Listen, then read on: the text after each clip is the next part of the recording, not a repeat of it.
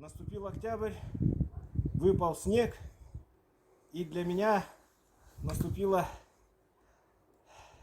зима и наступил сезон уборки снега.